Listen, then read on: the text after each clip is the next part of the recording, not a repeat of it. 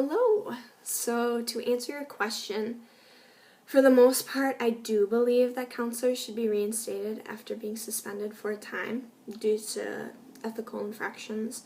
I don't think all violations of code are equal. I think some are minor compared to others, and I don't believe all of the disciplinary actions should be exactly the same for each code.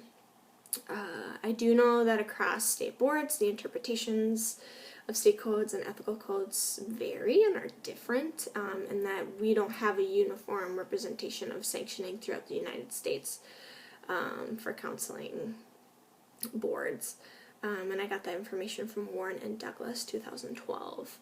That being said, I also just think about how I don't want someone's whole career of counseling to be flushed down the tubes because of a minor mistake. And I guess it just comes down to deciding what violations are worse than others, and I don't know if that's something that can actually be decided.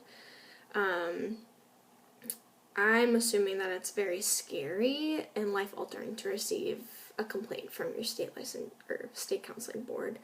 Warren and Douglas from 2012 also explained stages of response to having an experience of penalty for breaching codes of counseling, and they named 3 stages. So the first one was intense emotional reactivity stage, where you're just processing it all and you're feeling all the feels.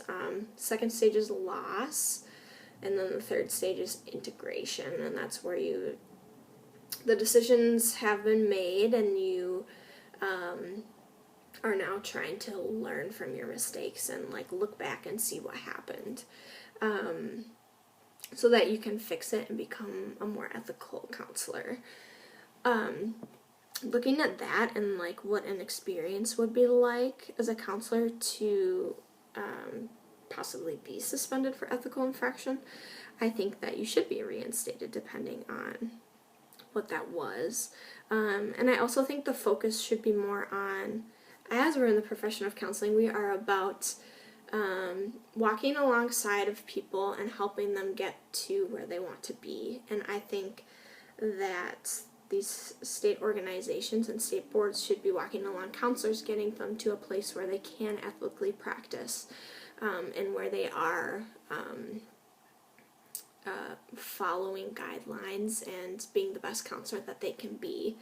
I'm guessing that there are some circumstances that you can't come back from, but if they can be, I think that it should be helped.